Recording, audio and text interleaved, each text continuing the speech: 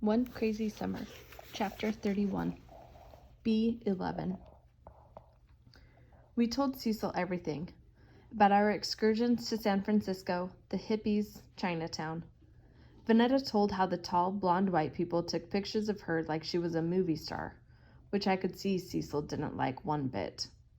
Fern told how she saw Crazy Kelvin with two policemen just before the bus rounded onto the Bay Bridge. She gave us an earful about how Kelvin always said, "racist pigs," but he let the policeman pat him on the back like he was the policeman's dog. To that, Cecil said, "If you can see that, then you'll write poems all right." We asked her about being arrested and being a political prisoner and a freedom fighter. Cecil made it sound like it was no big deal. I've been fighting freedom for all my life. But she wasn't talking about protest signs, standing up to the man, and knowing your rights. She was talking about her life. Just her, not the people. Vanetta, wanting more compliments, said, "We put everything back just the way you like it," talking about Cecil's workplace, the kitchen. I didn't expect gushing, but it would have been nice if she gave us more than the nod. We packed all of our things except for the clothes we'd wear in the morning. It was hard to believe 4 weeks had passed by so quickly. When Vanetta and Fern had gone to bed, I went into the kitchen to find Cecil hunched over her printer. Pieces of the machine lay out on the table. She had the screwdriver in her hand, putting it back together herself. Although I didn't hear the door swing when I pushed it, she had, and knew I was there. "I called your father when I got out," she told me, looking up. "Delphine, why didn't you tell him what happened?" I stood there, surprised, shocked. It didn't enter my mind that she would have wanted me to call Papa. "We thought you were coming right back." She kept screwing in one of the rollers, still not looking at me directly. "I counted on you to call him, tell him what happened. I at least thought you'd figured that out. You're the oldest, Delphine, the smart one." She had just told me I was smart and a disappointment, reminding me she hadn't said one nice thing to me, not one. Papa would have made us come back to Brooklyn. He would have been mad because I didn't do what he said, look after Vanetta and Fern, and then Big Ma wouldn't let a day pass without telling me for the rest of my life how you aren't nothing but... Delphine, you let 7 days pass without calling your father. 7 days. That would have been looking out for Vanetta and Afua. You shouldn't have taken this all on yourself. You didn't have nothing to do with the police arresting me. I didn't have nothing to do with the police arresting me. They came. They arrested me along with the 2 Panthers they really wanted. And Luisa's mother is going to say whatever she's going to say. That's just how it is. All you had to do was call your father. That was all. My eyes stung. I was spilling over mad. I couldn't stop what I had to say, even if she stood over me and became my crazy mother mountain and knocked me down. I was spilling over. "I'm only 11 years old, and I do everything. I have to because you're not there to do it. I'm only 11 years old, but I do the best I can. I don't just up and leave." I was still on 2 feet. There was no sting on my jaw. My backside had not been touched, but I was ready for it. I closed my eyes because I figured the slap wouldn't sting as much when it did come. Instead, I heard metal on metal. I opened my eyes. The sound I heard was the screwdriver missing the groove, hitting the printer's metal innards. She laid the screwdriver on the table. I had nowhere to go, but I wanted to disappear. Finally, she nodded to the floor and said, "Sit." I did what she told me. There was a lot of silence, but then she spoke. It was just me and my mother until I was 11. I wasn't used to having her attention, having her look at me and talk. All the while she spoke, she didn't lift her eyes from me.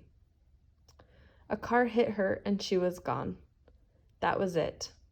My aunt took me in to clean her house, watch her kids. I slept on a blanket on the floor in the kids' room for 5 years. I was 16 when she announced she was getting married.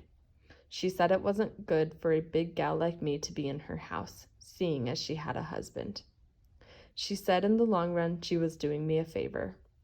Then my mother's sister made me a sandwich I couldn't eat, gave me $20, and put me out.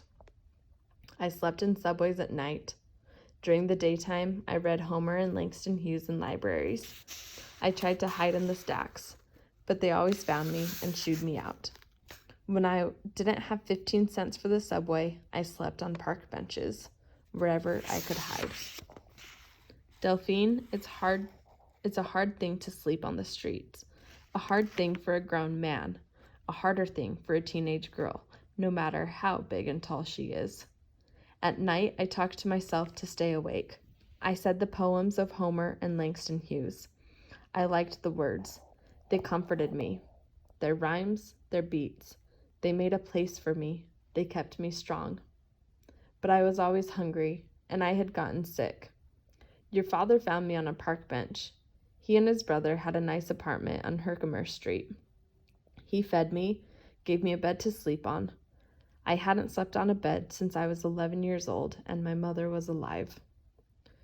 Louis never bothered me.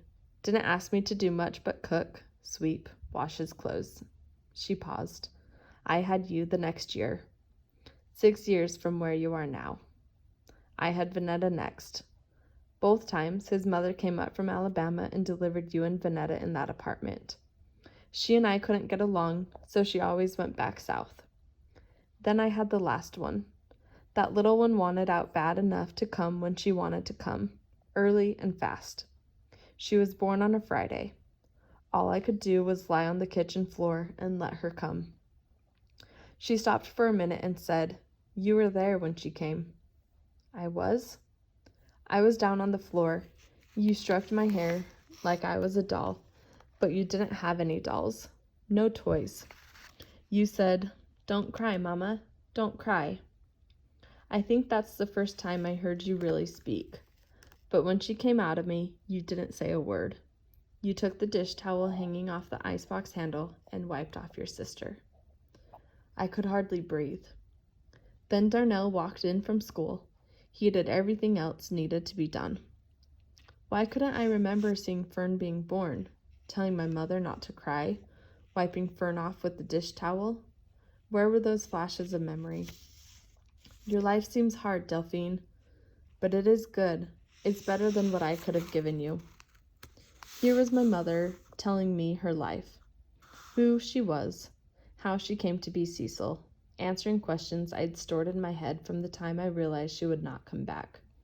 Here she was telling me more than I could remember, understand, picture. Maybe I was too young to really take hold of it all, but for what seemed like the first time ever, all I could think about was my own self. What I lost, what I missed. That no one said, "Good, Delphine." No one ever said thank you. Even after her telling me all of this, I was still mad. Maybe I'd been mad all along, but didn't have time to just be it. Mad. Is it true what Big Ma says, that you left because you couldn't name Fern? I took her silence as a yes. For a while, she said nothing. So I guess she was done talking. I started to get up. Then she said, "I could have taken you with me and left the other two. You have my mother's face. You didn't cry. You didn't want much. You didn't talk, but you understood.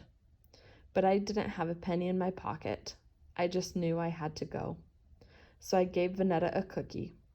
That was all she wanted anyway. I gave the baby milk, and the picture flashed before me as it had many, many times. Put the doll baby in with Afua, the doll I asked Darnell to go to the store and get. I told you to be good and wait for Papa. Then I left." She told me everything I wanted to know and too much. It was too much. I'd have to take it out one piece at a time to look at it. She said, "Did I leave because of a name?" You'd have to be grown first before I explained. If I told you now, it would just be words. She picked up her screwdriver and went back to working on her printer. Be 11, Delphine. Be 11 while you can. That was it. In the middle of the night, I woke up. Afua?